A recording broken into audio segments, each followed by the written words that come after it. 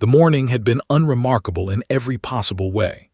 Officer sat in his patrol car outside Miller's coffee shop on Riverside Avenue, nursing his third cup of black coffee and watching the world pass by with the detached awareness that comes from 15 years of routine patrol work. The sun hung high and bright in the California sky, casting long shadows across the quiet suburban streets. It was a Tuesday in March, the kind of day where nothing extraordinary ever happened, where the most exciting call might be a noise complaint or a lost cat in a tree.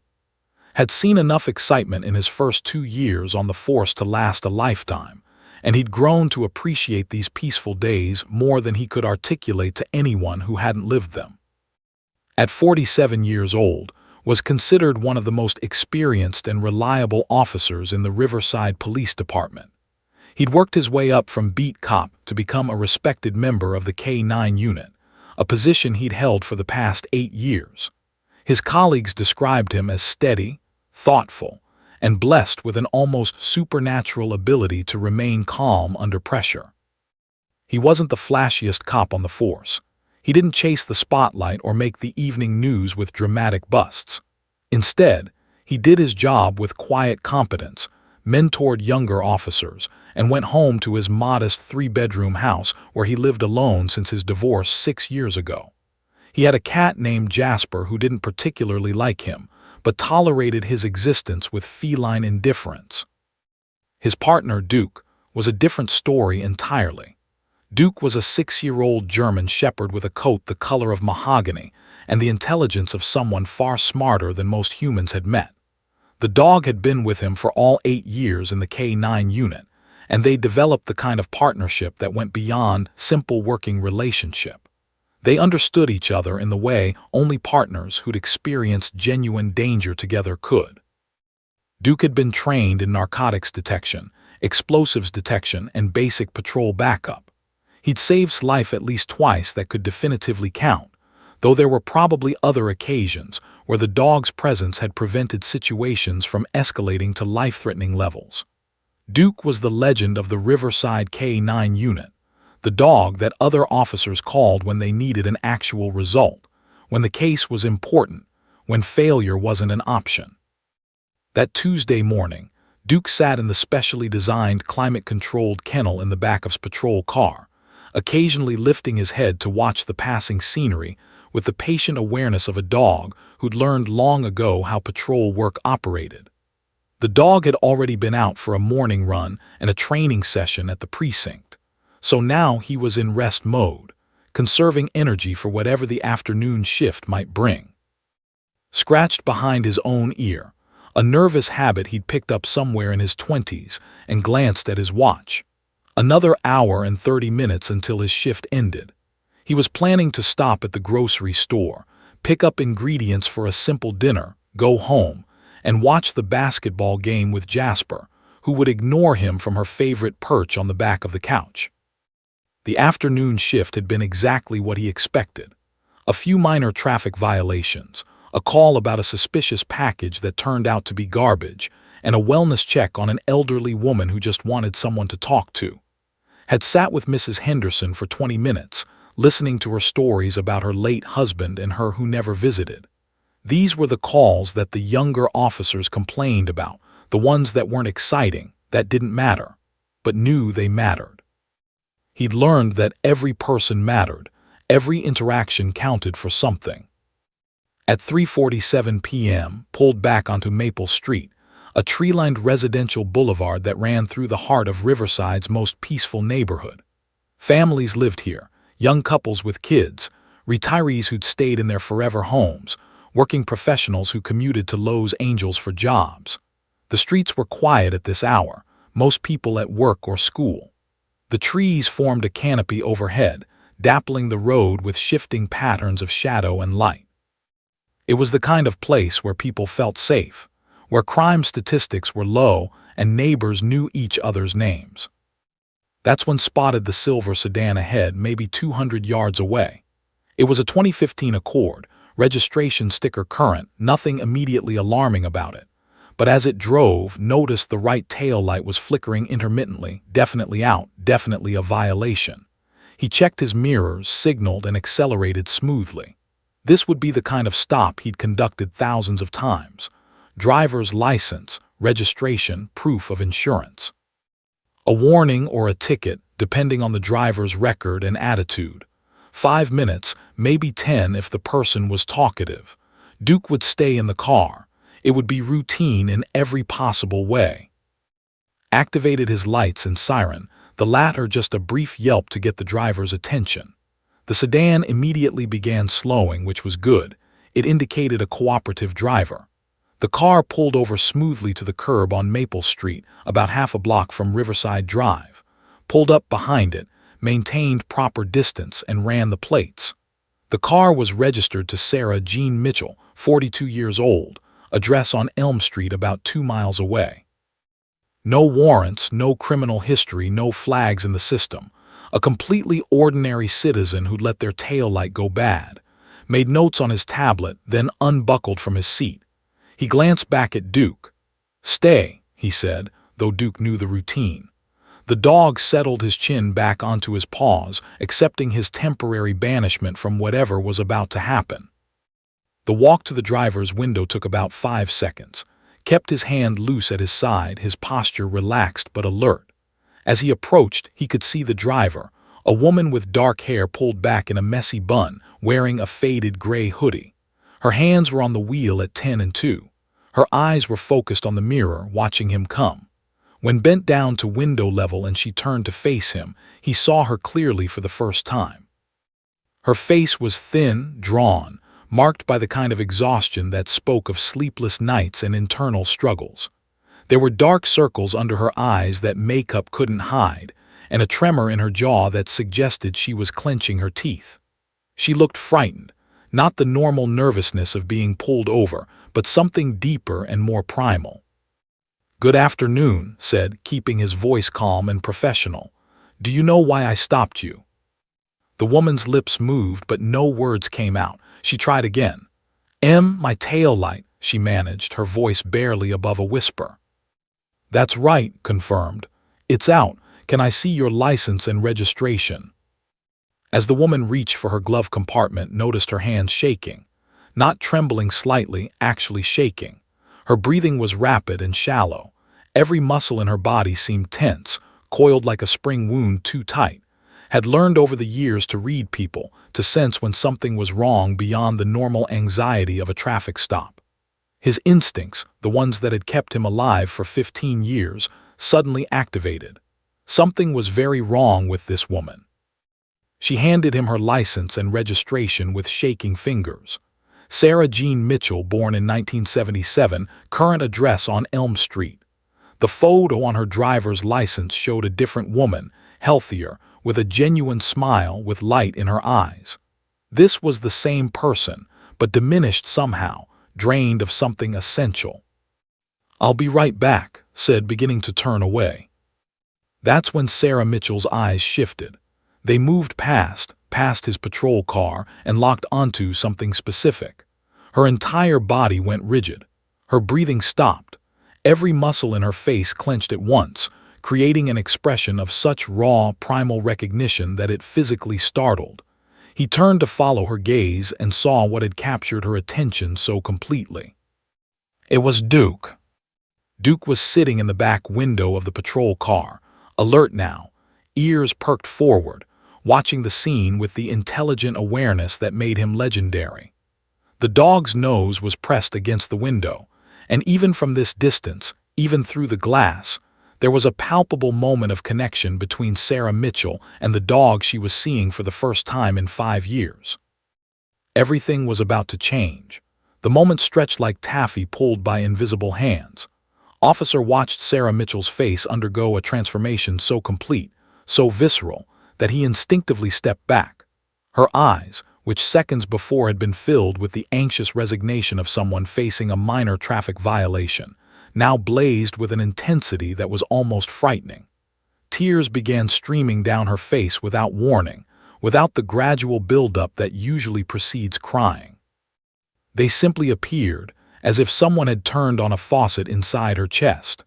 Her mouth opened and closed silently several times, like a fish pulled from water, gasping for something she couldn't quite reach.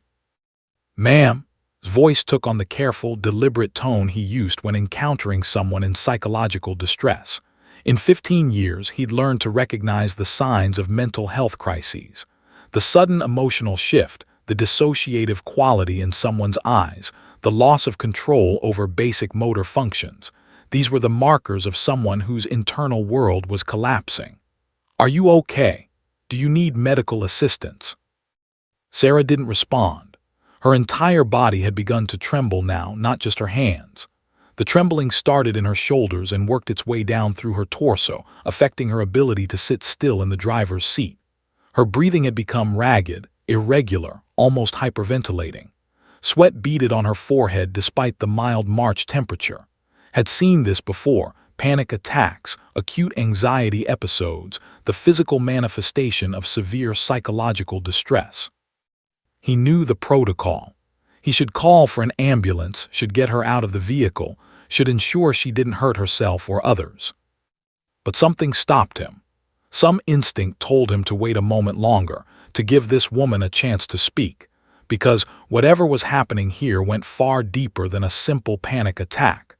Had learned over the years that human beings often held the keys to their own crises, and sometimes the best intervention was simply to listen.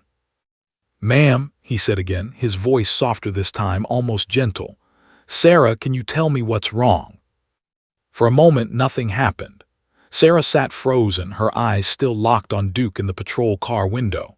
The dog, sensing the distress emanating from the woman, began moving restlessly in his kennel, whining softly, his tail drooping. Duke was trained in many things, but he wasn't trained to be a therapy dog. Yet somehow, on an instinctive level, the animal recognized that something was profoundly wrong. Then Sarah moved.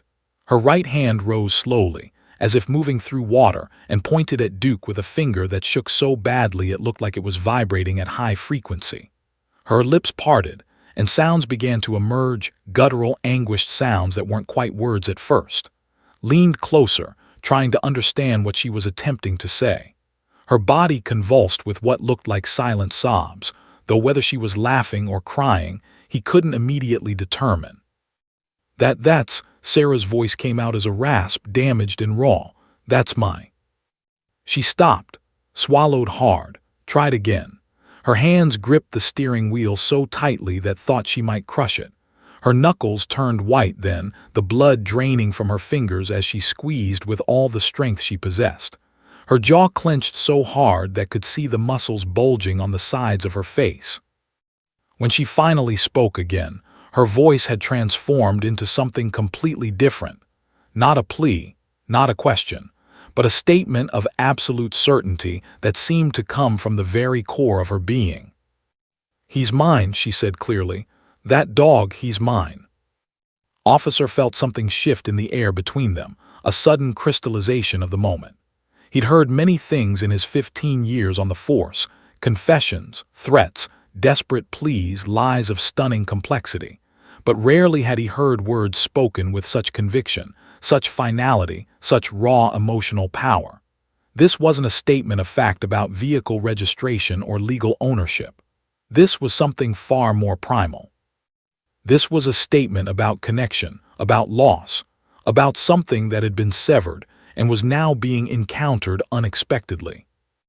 "Ma'am, I'm going to need you to explain what you mean," said carefully. He was now in full crisis management mode, every instinct honed by training and experience coming to bear. "Do you know this dog?" Sarah's head turned slowly to face, and what he saw in her expression nearly broke his heart. Her eyes were red-rimmed, her face contorted in an expression of such profound anguish that she looked like she was experiencing physical pain. In many ways, she was. Emotional pain registers in the brain with similar intensity to physical pain, and Sarah Mitchell was clearly experiencing something catastrophic.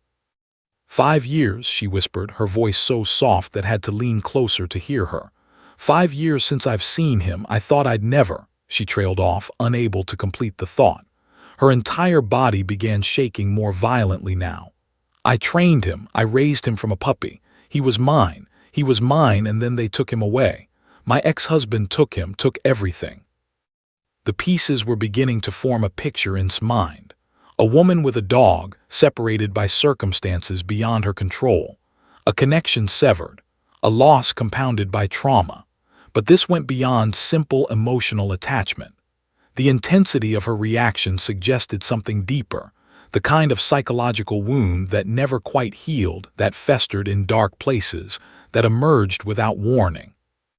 "Sarah, I need you to breathe with me," said, his voice taking on the soothing rhythm of someone trained in crisis de-escalation. "In through your nose, out through your mouth. Can you do that with me?" But Sarah wasn't listening anymore. Her breathing had become increasingly erratic, approaching hyperventilation.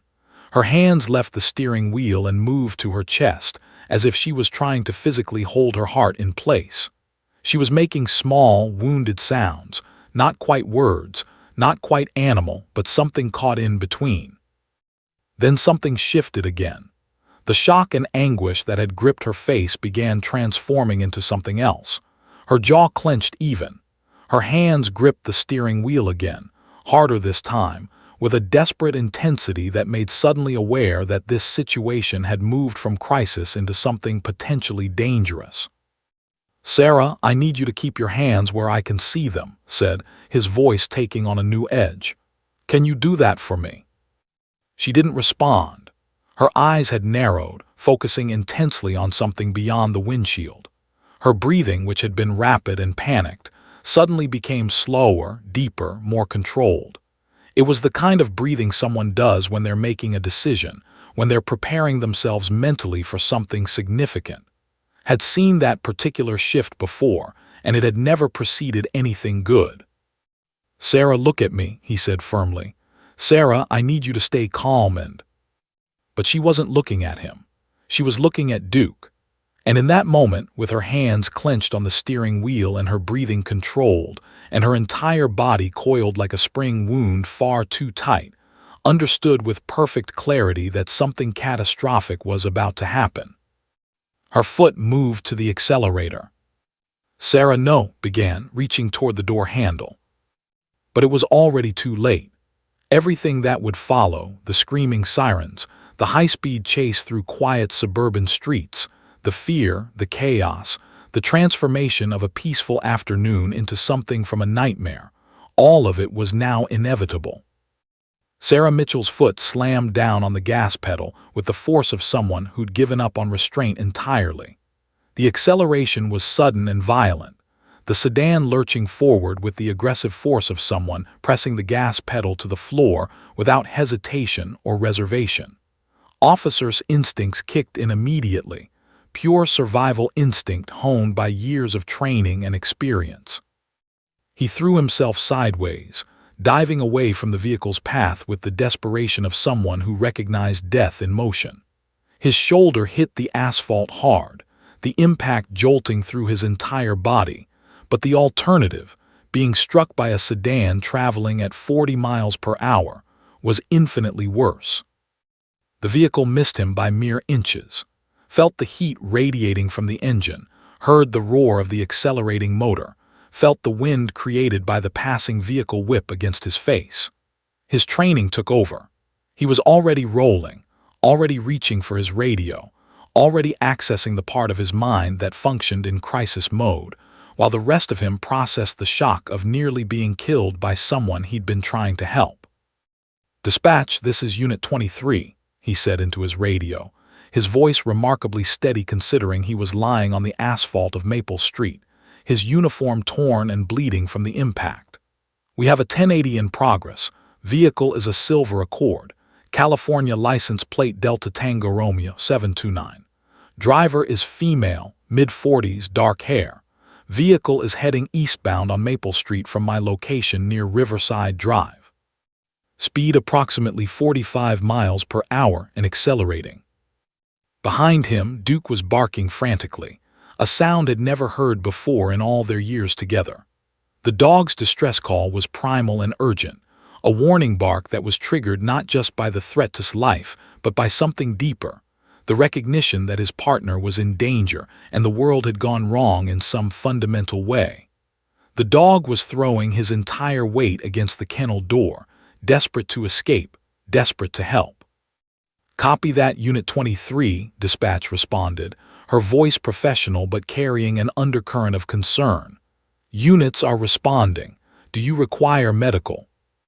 "Negative at this time," said, pushing himself up to his feet. His left shoulder screamed in pain, and he could feel blood running down his arm from a gash on his arm, but nothing felt broken. "I'm mobile, pursuing." Sprinted back to his patrol car, his mind calculating angles and probabilities. Sarah Mitchell hadn't been trying to outrun him, not really. The way she'd accelerated, the way her attention had been so completely focused on Duke, suggested something else. This wasn't a criminal calculating escape routes. This was someone in acute psychological crisis, someone making decisions based on emotional rather than logical thinking. That made her simultaneously less dangerous and more dangerous. Less dangerous because she wasn't strategically sophisticated. More dangerous because she was unpredictable, operating from a place of pure emotion. He reached his patrol car and yanked open the driver's side door. Duke was still barking, still throwing his weight against the kennel door. Started the engine and executed a rapid three-point turn, tires squealing against the asphalt.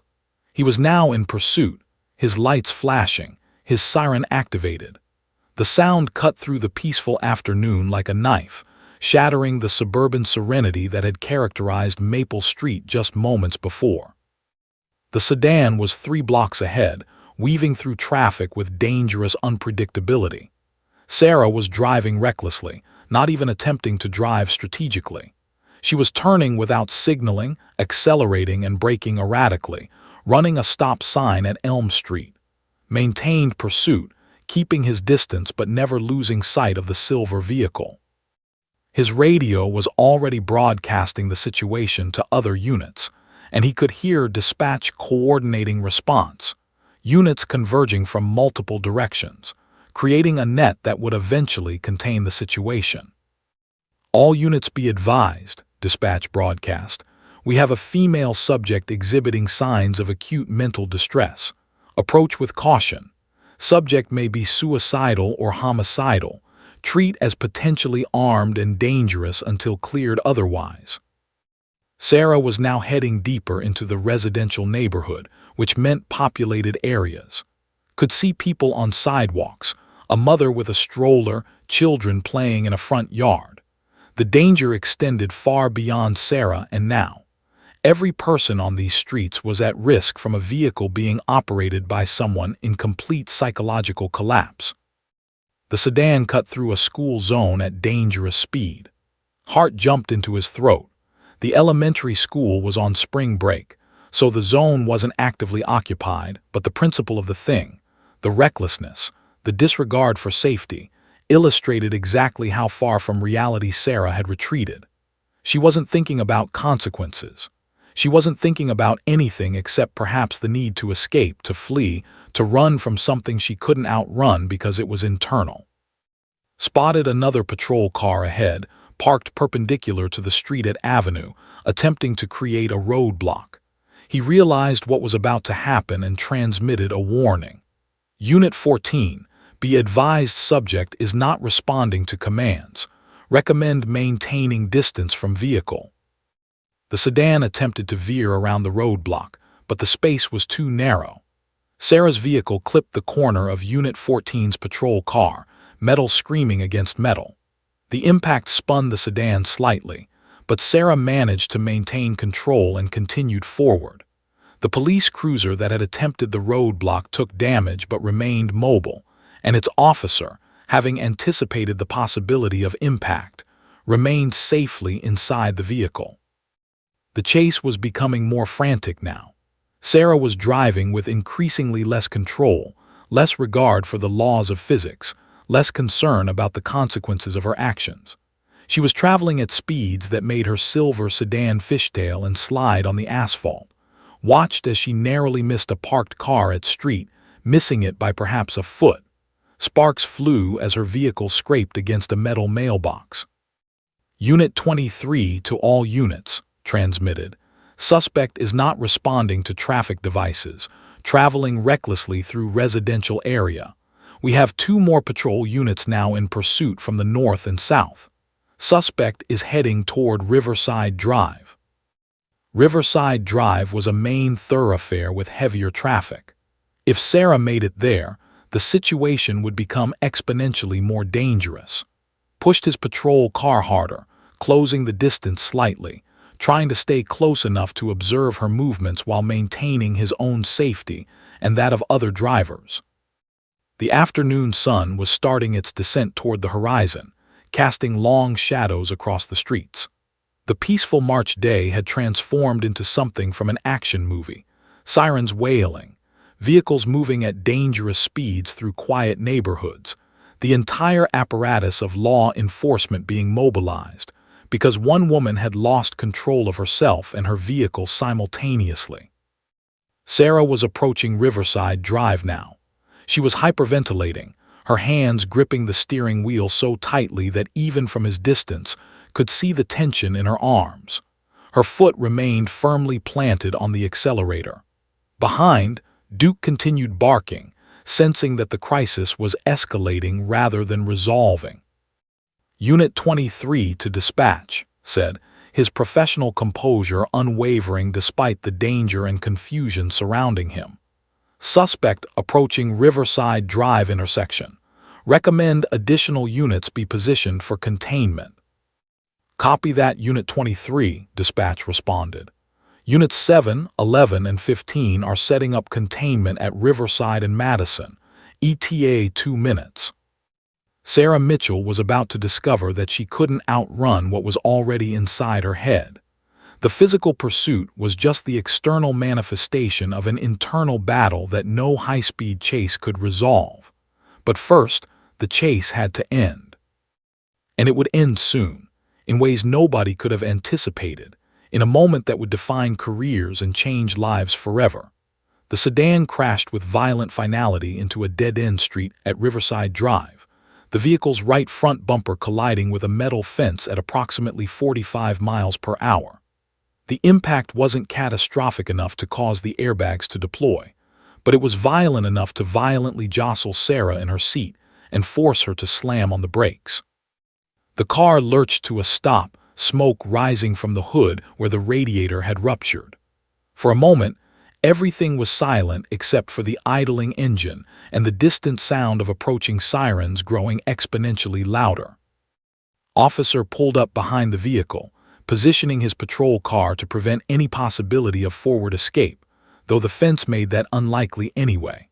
3 other patrol cars arrived simultaneously from different directions, cutting off all possible escape routes. Officer counted at least 6 officers exiting their vehicles with weapons drawn, but not pointed, a practiced restraint that came from understanding that while Sarah was dangerous, she wasn't a violent criminal in the traditional sense. She was someone in crisis, and crisis situations required different tactical approaches than armed robbery or assault. Vehicle is secured, transmitted over the radio. Subject is still in driver's seat, no weapons visible, proceeding with approach. Through the windshield, could see Sarah's head down on the steering wheel. Her shoulders were heaving, and even from his distance, he could see the convulsions of what appeared to be severe sobbing. She wasn't moving aggressively. She wasn't trying to escape. She was simply breaking down completely, years of accumulated pain and loss finding their release in a moment of absolute collapse. "Ma'am, turn off the engine and step out of the vehicle," called, his voice projected through his patrol car's public address system. "Do it slowly. Keep your hands visible at all times." Sarah's body went rigid. She sat up, her hands still on the steering wheel. For a moment, thought she might attempt something desperate, igniting the engine again, throwing the car into reverse despite the fence behind her, creating some final dramatic gesture. Instead, she simply turned off the ignition. The engine died. The suburban street fell silent except for the distant echo of sirens drawing closer and closer. Sarah opened the door slowly and stepped out of the vehicle. She looked destroyed, her face streaked with tears, her hair disheveled, her entire body trembling so violently that was genuinely concerned she might collapse onto the asphalt. Officers moved quickly but carefully, securing her arms, guiding her away from the vehicle, reading her rights in the standard monotone that had accompanied criminal arrests since time immemorial.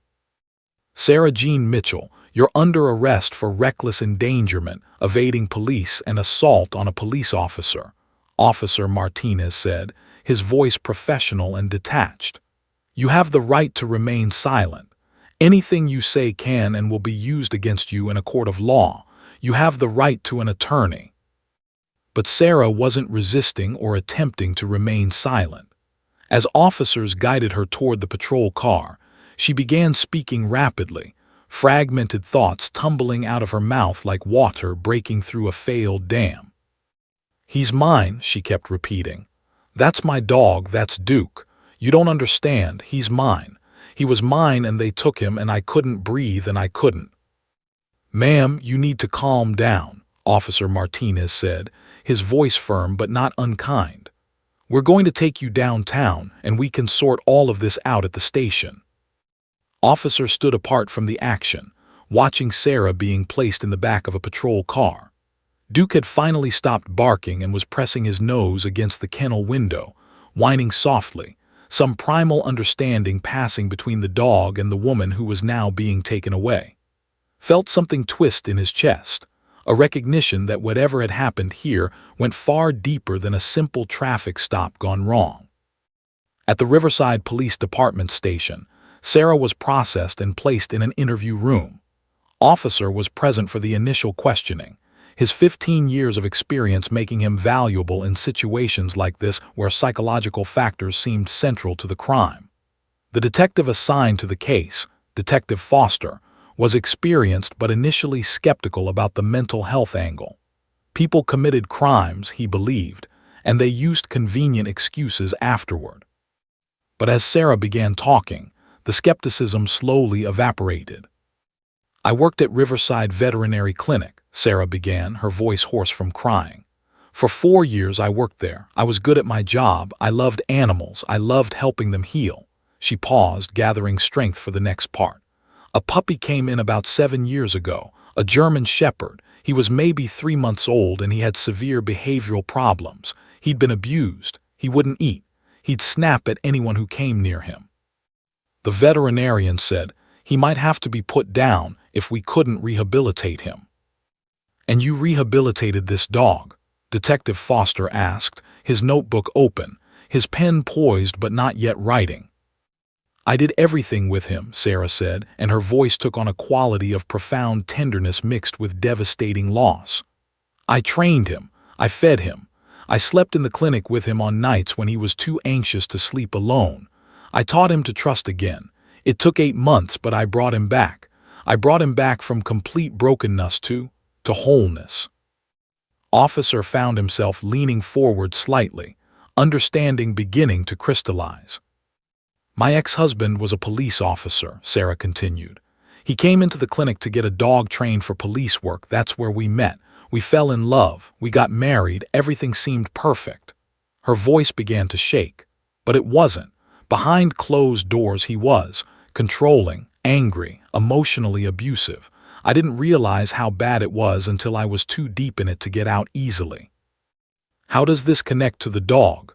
Foster asked gently, recognizing that he was encountering genuine trauma now, not criminal calculation. I bonded with that dog, Sarah said, her eyes distant. Duke. That's what the puppy's name became. During my marriage, when my ex-husband was angry, when he was making me feel small and worthless, Duke was my anchor.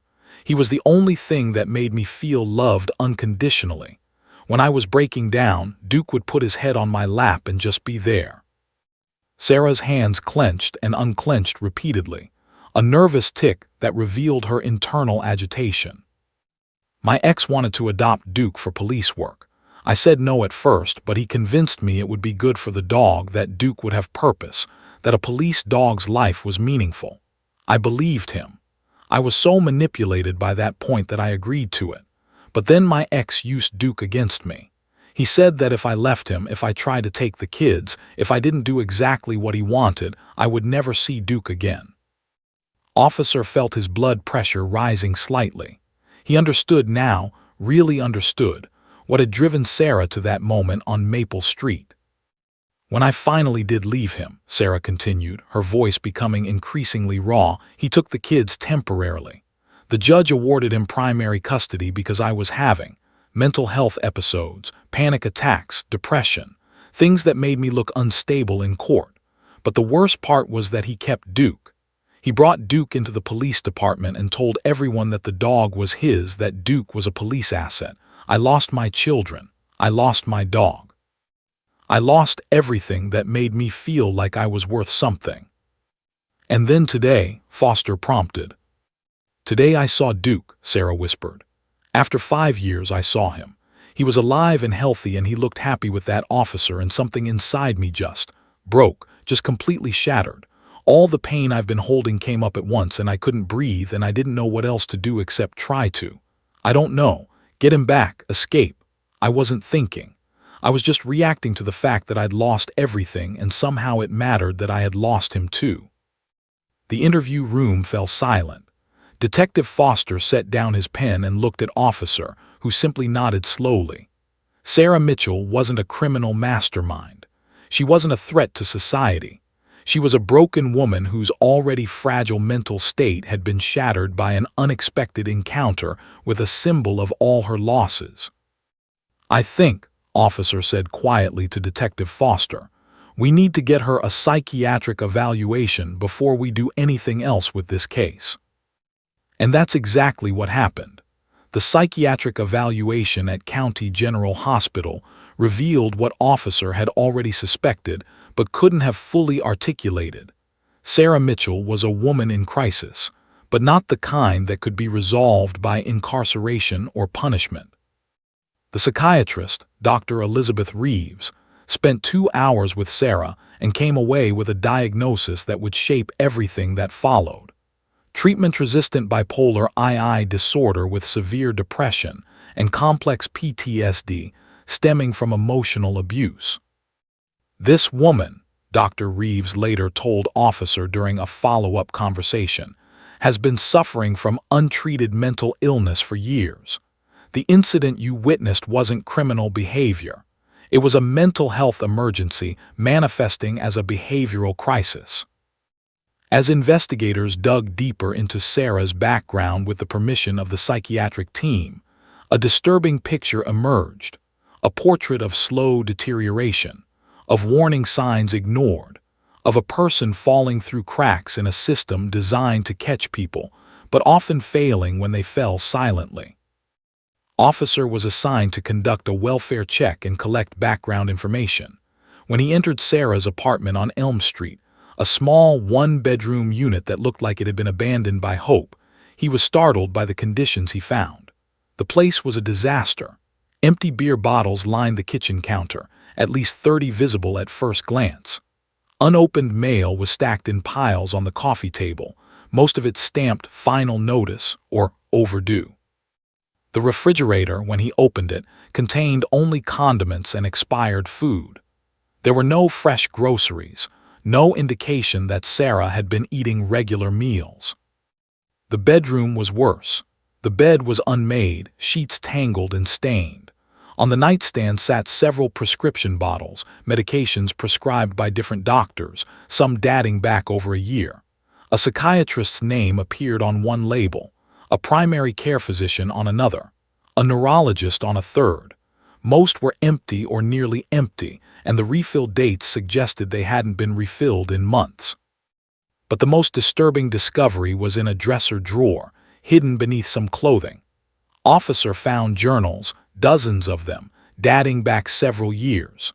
With permission from the department and the cooperation of the mental health crisis team, he carefully reviewed them, looking for patterns, looking for warning signs, looking for the progression that had led to the moment on Maple Street. The earliest entries from 3 years ago showed a woman in pain but still functioning. She wrote about her ex-husband, about missing her children, about the injustice of the custody situation. But there was still hope in those entries, still a belief that things could improve. By 2 years ago, the tone had shifted. The entries became darker, more despairing. She wrote about calling her children and having them hang up on her. Her ex-husband had told them that their mother was crazy, that she wasn't stable enough to be in their lives. The children, teenagers at the time, had internalized this narrative. One entry read, "Emma won't even look at me when I pick her up. She just stares out the window like I'm not there, like I'm nobody, like I was never her mother." 18 months ago, Sarah had stopped working at the veterinary clinic. The journal entries from that period were almost incoherent, filled with fragmented thoughts and barely legible handwriting. She'd written, "Can't concentrate, can't remember things, called in sick 3 times this week. Doctor said I might need medication adjustments, but I don't want to take more pills. Pills make me feel like I'm not myself. But who am I anyway? Who am I without my kids? Without Duke? Without anything that makes me matter?" The spiral had accelerated from there. 6 months ago, the entries became intermittent, long gaps of nothing, then sudden bursts of frantic writing. One entry from that period was particularly disturbing. "Stopped taking the bipolar medication 3 months ago. Felt like I was thinking clearly for the first time in years. Felt like myself. But now the highs feel too high and the lows feel too low, and I'm terrified I'm losing my mind. Can't afford therapy anymore anyway. Lost my insurance when I lost my job." Officer sat in Sarah's apartment surrounded by evidence of deterioration, and he felt something shift in his chest. This wasn't a woman who'd suddenly become dangerous. This was a woman who'd been slowly disappearing, whose internal world had been collapsing piece by piece, and nobody had noticed because she was alone and quiet about her suffering. The last entry in the most recent journal, dated the day before the traffic stop, was perhaps the most heartbreaking. In handwriting that looked almost childlike in its fragility, Sarah had written, "I don't think I can keep doing this. Every day feels impossible. Everything reminds me of what I've lost. I called the kids today and my ex answered and told me to stop harassing them. He said I was damaging them with my mental illness. He said the best thing I could do for them was disappear. Maybe he's right. Maybe I should just disappear.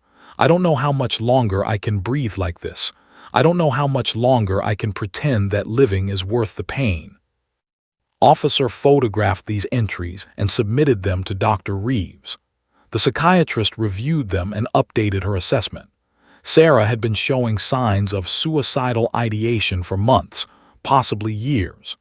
The incident on Maple Street wasn't just a mental health crisis.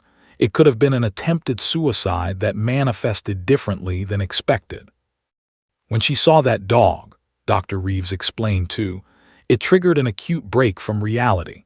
Her mind fragmented under the weight of all that accumulated trauma and loss. The action she took, the flight response, was her mind's desperate attempt to escape unbearable pain. Whether she was consciously suicidal at that moment is less important than understanding that she was in acute distress, and her brain was misfiring under the weight of untreated mental illness. As investigators looked further, they discovered that Sarah's ex-husband, Officer James Mitchell, had actively worked to isolate her from their children and from Duke. He told the children that their mother was mentally unstable and dangerous. He'd fed them a narrative designed to turn them against her. He'd used her mental health challenges, which had developed partly as a response to his emotional abuse, as a weapon against her. He'd weaponized her own pain to separate her from everything she loved. Officer brought this information to the station commander, who reviewed it carefully. The commander made a decision that would prove pivotal. Sarah Mitchell would not be prosecuted for the traffic stop incident. Instead, she would be referred for intensive mental health intervention and support. The incident would be recorded as a mental health crisis requiring emergency response, not as a crime requiring punishment. When Officer visited Sarah in the psychiatric ward 3 days later, she was on proper medication for the first time in over a year. She was still devastated, still traumatized, still grieving, but she was lucid. She was present. She was capable of understanding what had happened and why.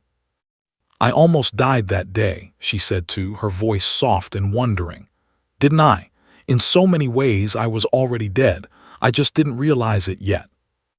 Officer sat with her in silence, understanding that sometimes the most profound healing requires simply bearing witness to someone's pain.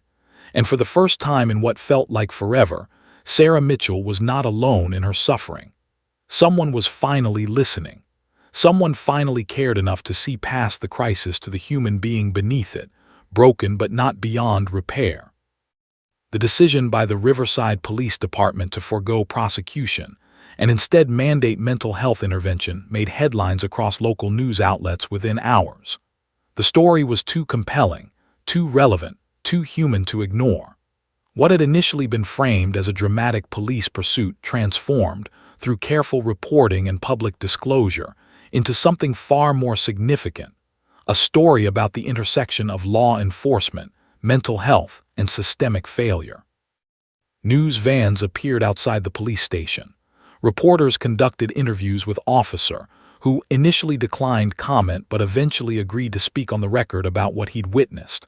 His words were measured and compassionate. This wasn't about crime. This was about a human being in crisis who needed help, not punishment. Our job as police officers is to protect and serve. Sometimes that means recognizing when punishment would be the wrong response entirely. The story exploded across social media. Thousands of people shared their own experiences with mental health crises, with untreated bipolar disorder, with the failures of the justice system to recognize mental illness when it manifested as behavioral problems. Mental health advocates descended on the story like journalists chasing leads. Organizations dedicated to bipolar disorder awareness, PTSD support, and police reform all recognized the incident as a watershed moment, a case study in what compassionate crisis response could look like. But the response wasn't universally positive. Online, some questioned whether officers' compassion was appropriate. Conservative commentators argued that leniency only encouraged criminal behavior. Crime-focused advocacy groups suggested that letting Sarah off without prosecution sent the wrong message. There were arguments about justice, about fairness to victims of violent crime, about whether mental illness truly should exempt someone from consequences. Officer received hate mail. His supervisor fielded complaints from community members who believed he'd been too lenient, that he'd let a criminal walk free. Internal Affairs received 3 separate complaints alleging that his recommendation against prosecution was improper, that he'd exceeded his authority, that he'd allowed personal feelings to influence professional judgment. But something more powerful was happening simultaneously. Mental health professionals began citing the case in academic papers and presentations. Crisis intervention experts pointed to officers' response as a model for how law enforcement could engage with mental health emergencies. Universities across California began using the incident as a teaching case in criminal justice programs. The story became a reference point in discussions about police reform, about the militarization of law enforcement, about whether officers should be expected to handle mental health crises that were fundamentally beyond their training and expertise. Within the Riverside Police Department itself, the incident sparked important conversations. A proposal emerged to implement comprehensive mental health crisis intervention training for all officers in the department. Detective Foster, who had initially been skeptical about Sarah's mental health angle, became one of the strongest advocates for the program. He'd investigated enough cases to recognize that mental illness and criminal behavior often became dangerously intertwined, and that officers needed training to distinguish between the two. The department's command staff embraced the initiative. Within 3 months, all officers in the Riverside Police Department were required to complete a 40-hour mental health crisis intervention course. The training covered the signs and symptoms of various mental health conditions, de-escalation techniques specifically designed for psychiatric emergencies, and protocols for connecting people in crisis with mental health resources rather than the criminal justice system. Officer was asked to participate in developing some of the training curriculum, drawing on his experience with Sarah. He worked with Dr. Elizabeth Reeves and other mental health professionals to create scenarios that officers would encounter: people in acute distress, individuals experiencing psychotic episodes, situations where compassion and proper training could literally save lives. Sarah's family became involved in advocacy as well.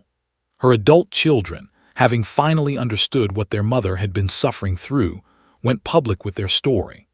In a powerful op-ed published in the Riverside Chronicle, Sarah's daughter Emma wrote about discovering that her father had deliberately turned her against her mother, that he'd weaponized his ex-wife's mental health struggles to control the children and prevent them from having a relationship with her.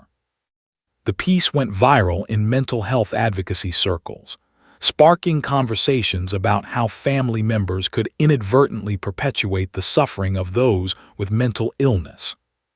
Sarah's son, Michael, who was now in college studying psychology, became a volunteer with a local mental health crisis line. He trained other volunteers in recognizing the signs of mental health emergency that he'd missed in his own mother. "I should have recognized what was happening to her," he said in an interview. "But my father had spent years convincing me that she was the problem, that her illness was her weakness. I didn't understand that she was struggling, that she needed help, that a mental health crisis looks different than what movies and TV shows teach us to expect." The broader Riverside community began organizing around mental health awareness and support. A coalition formed dedicated to supporting families affected by bipolar disorder. Mental health first aid training became available for free to community members. Churches, schools, and civic organizations incorporated mental health awareness into their programming. Local government responded as well. The City Council voted to allocate funds specifically for mental health crisis response programs. A mobile crisis team was established, mental health professionals paired with officers trained in crisis intervention, designed to respond to mental health emergencies without the full militarized police response that had characterized Sarah's incident. The goal was simple: meet people in crisis with appropriate expertise and compassion rather than overwhelming force. Most significantly for Officer and the department, the decision to pursue treatment instead of prosecution for Sarah became a template for how other similar cases would be handled. A policy was established. Individuals whose primary presenting problem was mental health crisis, rather than violence or danger to others, would be diverted into treatment programs rather than criminal prosecution whenever possible. This represented a fundamental shift in how the department approached its role in the community. Officer James Mitchell, Sarah's ex-husband, faced his own consequences. An internal affairs investigation into his conduct raised questions about his use of police resources to harass his ex-wife and the false narratives he'd created to alienate their children from her. While no criminal charges were filed, the investigation documented a pattern of behavior that resulted in mandatory counseling and a letter of reprimand placed in his personnel file. More importantly, he was required to participate in training on domestic abuse and emotional manipulation, acknowledging that his behavior, while not meeting the threshold for criminal prosecution, had contributed significantly to Sarah's deterioration. But perhaps most meaningfully, the incident inspired a broader conversation about police culture and accountability. Officers were trained to recognize signs of abuse and mental health crisis, not just in the community they served, but among their own colleagues. The message was clear: mental health struggles weren't weakness. They were human experiences that deserved compassion and professional intervention. Sarah's case became a turning point in how a major police department approached its relationship with the community it served. Officer had made a single choice: to recommend treatment over punishment, and that choice had created a ripple effect that transformed institutional practices, changed policies, and began to heal a broken system from the inside out.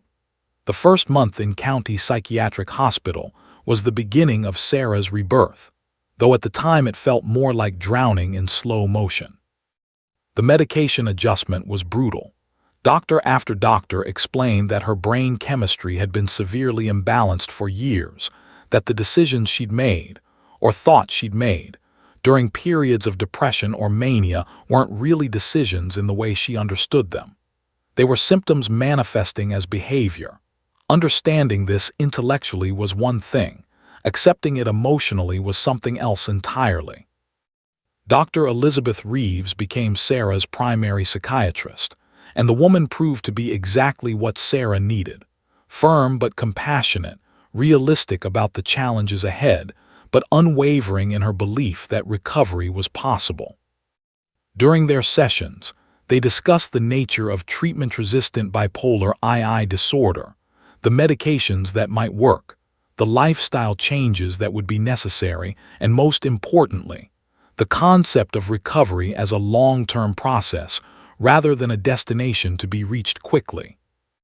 Recovery isn't about becoming who you were before the illness, Dr. Reeves explained during one pivotal session. You can't go backward in time. Recovery is about becoming who you are now, with all that you've learned and survived, while managing your illness in ways that allow you to live a meaningful life. You're going to have difficult days. You might have difficult periods, but with proper treatment and support, you won't have to face them alone. By week 3 of her hospitalization, Sarah noticed something remarkable. She could sleep through the night without nightmares. She could eat without feeling nauseous. She could sit in the hospital garden without her mind immediately spiraling into catastrophic thoughts. The fog that had surrounded her thinking for months, possibly years, began to lift. It was like someone had gradually turned up the brightness on her perception of reality, allowing her to see colors again after living in grayscale. One of the hospital's therapists, Washington, worked with Sarah on processing trauma. Was a survivor of his own mental health crisis. He'd experienced a psychotic episode 15 years ago and had learned through his own recovery to recognize both the devastation of mental illness and the possibility of meaningful recovery.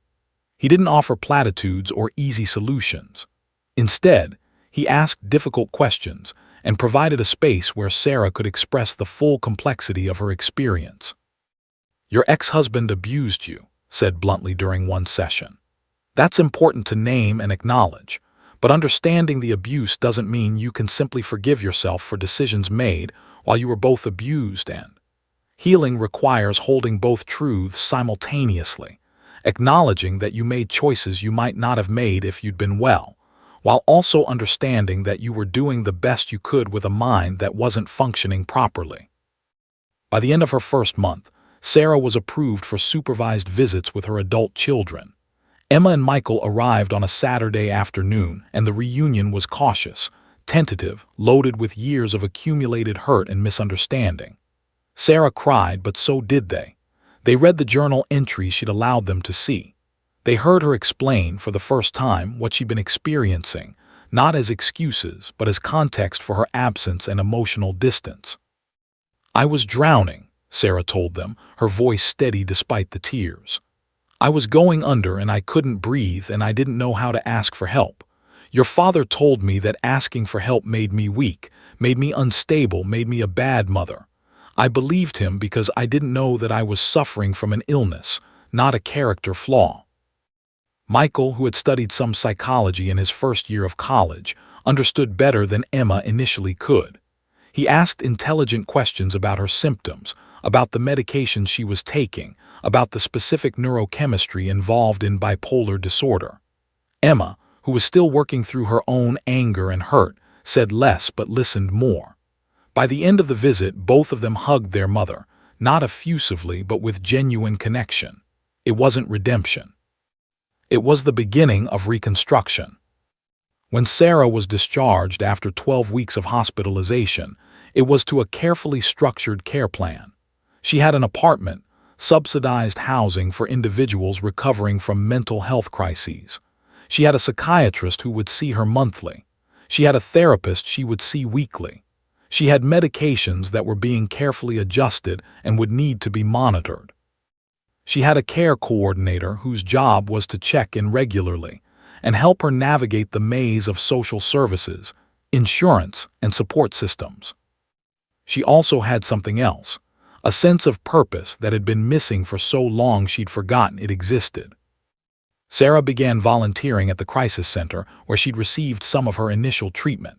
She started with simple tasks, answering phones, helping to organize files, sitting with people in crisis waiting rooms. But as weeks turned into months and her stability, she was given more responsibility. Within 6 months, she was working as a peer support specialist, a person with lived experience of mental health crisis trained to support others going through similar experiences. The work was transformative. Sarah discovered that her suffering hadn't been meaningless. The depths she'd descended to, the pain she'd endured, the lessons she'd learned about recovery, all of it had value when she could use it to help someone else recognize that there was hope, that recovery was possible, that they weren't alone in their struggle.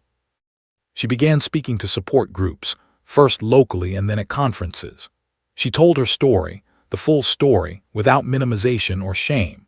She talked about the high school sweetheart who became an emotionally abusive husband. She talked about the dog she loved and lost. She talked about the spiral of untreated mental illness, the dangerous decisions made by an unwell mind, the grace of a police officer who recognized crisis and responded with compassion rather than judgment. Her children began supporting her publicly as well. Emma and Michael participated in a panel discussion about family members' roles in supporting loved ones with mental illness. They talked about their own journey from believing their father's narrative to understanding what their mother had experienced. Michael decided to pursue psychology as a major, specifically focusing on trauma and recovery. Emma began volunteering with a domestic abuse hotline, recognizing the connections between emotional abuse and mental health crises. 2 years after her hospitalization, Sarah earned her certification as a peer support specialist and began working full-time at the crisis center. Her salary was modest, but it was something she'd earned through her own recovery and effort. She moved into a small apartment of her own, not subsidized housing anymore, but a place she could afford with her income and her pride in self-sufficiency. The medication regimen she followed was complex, 3 different psychiatric medications, carefully balanced and monitored. There were side effects she had to manage, and there were periodic adjustments when her symptoms changed or when something stopped working as effectively. But she took her medications without resentment now, understanding them as tools that allowed her to function, not as admissions of weakness. She joined a support group for people with bipolar disorder, and within that community of others who understood, she found both healing and purpose. She developed close friendships with people who got it, who understood what it meant to fight against your own brain chemistry, who recognized the courage it took to keep showing up every single day, who celebrated the small victories that others might never notice. Her apartment became a haven, decorated with photos of her children, artwork from local artists, plants that she carefully nurtured back to health. On her walls hung certificates recognizing her peer support work, framed thank you notes from people she'd helped during their own crises. These artifacts of recovery surrounded her with evidence of how far she'd come. And sometimes, late at night, she would sit on her small balcony and think about Duke, about that moment on Maple Street when she'd seen the dog and something in her had broken. She would think about how that terrible moment had led to this, to recovery, to purpose, to a life that, while still difficult at times, was genuinely worth living. She'd survived the unsurvivable, and that survival meant something. 10 years. A full decade had passed since that March Tuesday when Sarah Mitchell saw Duke through the window of a police car, and something fundamental shifted in her understanding of loss, survival, and the possibility of recovery. 10 years of steady, sometimes painful work, medication management, therapy sessions, peer support work, speaking engagements, the gradual rebuilding of relationships fractured by illness and circumstance. 10 years during which Sarah had transformed from a woman in acute crisis to someone who helped others navigate their own mental health emergencies. The invitation arrived on an ordinary Tuesday morning in March, coincidentally, exactly 10 years to the month after her crisis. It was from the National Police Leadership Conference, one of the largest and most prestigious law enforcement gatherings in the country. They were requesting her participation in a panel discussion about mental health crisis intervention, police reform, and the intersection of law enforcement and mental health care. Specifically, they wanted to hear about her case, about what it felt like to be in crisis, about what officer had done right, about the importance of compassionate response in moments when a single decision could change the trajectory of someone's entire life. Sarah accepted immediately. She'd been speaking publicly about her experience for years now, but this was different. This was speaking to hundreds of police officers, many of whom would be skeptical, many of whom had been trained in a different era when mental health wasn't considered relevant to police work. This was an opportunity to speak directly to the institution that had saved her life by choosing compassion over punishment. The night before the conference, Sarah couldn't sleep. She sat in her living room, now furnished with the comfort that comes from stability, and reviewed her notes. She thought about what she wanted to communicate, not just her story but the message behind the story, that people in crisis aren't criminals, that mental illness can make people do things they would never do when well, that compassion isn't weakness or leniency but a deeper understanding of human complexity, that the choice to treat someone's crisis as a medical emergency rather than a criminal act could literally save a life. She thought about Officer, who she'd stayed in touch with over the years. He'd become a sergeant, then a lieutenant. He was now director of training for the Riverside Police Department, ensuring that every officer who went through the department received comprehensive mental health crisis intervention training. They'd become unlikely friends, bound by the shared understanding that came from living through that day together, from different positions but with equal emotional weight. The conference center was massive, a convention space filled with hundreds of law enforcement professionals, administrators, politicians, and policy experts. Sarah felt a flutter of nervousness as she checked into the hotel. She'd overcome so much, but public speaking in front of large audiences still triggered her anxiety. That was okay. She'd learned that anxiety wasn't something to be ashamed of. It was information. It meant this mattered to her, that she cared about getting it right. Officer met her in the hotel lobby the morning of the panel. He was in full uniform, his lieutenant's insignia gleaming on his collar. He looked older than he had 10 years ago, which made sense because he was older, but his eyes carried the same compassion she remembered. When they embraced, it felt like time collapsing, like they were simultaneously in that moment on Maple Street and in this moment in a hotel lobby, bridging the decade between crisis and recovery. "I'm nervous," Sarah admitted as they rode the elevator to the conference hall. "Don't be," said simply. "You've lived this. You survived this. Nobody in that room has earned the right to tell this story like you have." The panel was scheduled for 2 p.m. Sarah sat backstage with the other panelists, a police captain, a mental health professional, a family member of someone who died during a police response, and a policy expert. The moderator briefed them on the format, individual presentations followed by audience questions. Sarah was scheduled to speak third, after the police captain and before the mental health professional. When it was her turn, Sarah walked to the microphone. The auditorium held at least 400 people, police officers, administrators, academics, journalists. She could feel the weight of their attention. She took a breath and began. 10 years ago, I had a mental health crisis that manifested as a high-speed chase through residential streets, she said, her voice steady. I was a danger to myself and others. By every measure that mattered in that moment, I was committing crimes. But officer who pulled me over that day recognized that I wasn't a criminal. I was a person suffering from an untreated mental illness who needed help, not punishment. She told her story, the whole story, without editing or minimizing. She talked about the dog she loved, about the abusive marriage, about the slow spiral of untreated bipolar disorder, about the moment of seeing Duke and how her mind fractured under the weight of accumulated loss.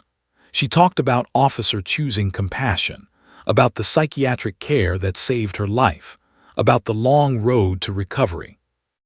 "I'm not asking you to excuse criminal behavior," she said. "I'm asking you to develop the capacity to recognize when behavior is criminal and when it's crisis. I'm asking you to understand that a person in acute mental health crisis needs different intervention than someone committing a calculated crime. And most importantly, I'm asking you to understand that your response in those moments, whether compassionate or punitive, can literally determine whether someone lives or dies, whether they recover or spiral further into illness." She paused, her eyes scanning the room. She could see officers taking notes. She could see some nodding in recognition. She could see skepticism on some faces, and that was okay. She wasn't trying to convince everyone. She was planting seeds. "I'm alive because someone chose to see me as a human being first and a person in crisis second," Sarah concluded. "I'm a peer support specialist now. I help people navigate mental health crises. I've helped dozens of individuals find recovery pathways similar to the one I found. None of that would have happened if I'd been prosecuted, incarcerated, and further traumatized by the criminal justice system. None of that would have happened if Officer hadn't made the choice to respond with compassion." When she finished, there was a moment of silence, and then the room erupted in applause. It wasn't universal. She could see a few officers sitting with arms crossed, unmoved, but it was substantial and genuine. Officer, who was sitting in the front row, stood and clapped, and several other officers around him stood as well. During the question and answer session, Sarah fielded difficult questions. How could you hold people accountable if you always treated crisis as a mental health issue? Wasn't there a danger that people would claim mental illness to escape consequences? Could officers really be trained to make nuanced distinctions between crime and crisis in high-pressure moments? She answered each question thoughtfully, drawing on her own experience and the experience of the hundreds of people she'd worked with over the years. She acknowledged the tension between accountability and compassion. She talked about how rare it was for people to falsely claim mental illness, and how the consequences of believing someone in genuine crisis were far less severe than the consequences of punishing someone for symptoms they couldn't control. After the panel concluded, Officer took Sarah to dinner. They sat in a quiet restaurant near the convention center and told her something she didn't expect to hear. "I'm retiring in 6 months," he said. "And when I do, I want to write a book about what we learned from your case, about how that single decision to pursue treatment instead of punishment ended up transforming an entire police department and a community. Would you be willing to be a central part of that story?" Sarah felt tears forming, but they were good tears, tears of recognition that her suffering had meant something, that it had catalyzed change that would continue to ripple outward for years to come. "Yes," she said simply, "absolutely yes." That night in her hotel room, Sarah sat on the balcony overlooking the city and thought about Duke. She thought about that moment on Maple Street. She thought about how close she'd come to not existing anymore, to being erased by the weight of her own pain. She thought about the dog she'd loved and lost, and the human being who'd loved her enough to recognize her crisis and respond not with punishment, but with grace. Officer had told her something else during dinner. "Duke retired from police work 2 years ago. He's living with my family now. He's old, Sarah. He's probably only got a couple years left, but he's had a good life. He's been loved. He's been appreciated for the work he did and the lives he saved. He's at peace." For years, Sarah had carried guilt about Duke, about losing him, about what might have happened to him after she couldn't keep him anymore. But knowing that the dog had lived a full life, had been appreciated and loved, brought her a peace she didn't know she needed. She pulled out her phone and texted Officer, "Thank you for that day, for everything that followed, for seeing me when I couldn't see myself." His response came back within seconds. "Thank you for surviving, for recovering, for choosing to help others, for reminding all of us why we do this work." And as Sarah looked out at the city lights twinkling in the darkness below, she understood something profound. Her crisis, her suffering, her near-death experience had become her purpose. She'd survived not just to heal herself, but to help heal others. She'd been given a second chance, and she was spending it exactly as it deserved to be spent, in service to others, in advocacy for compassion, in living proof that recovery was possible. The woman who had nearly died on a March afternoon 10 years ago was finally, completely, irrevocably alive.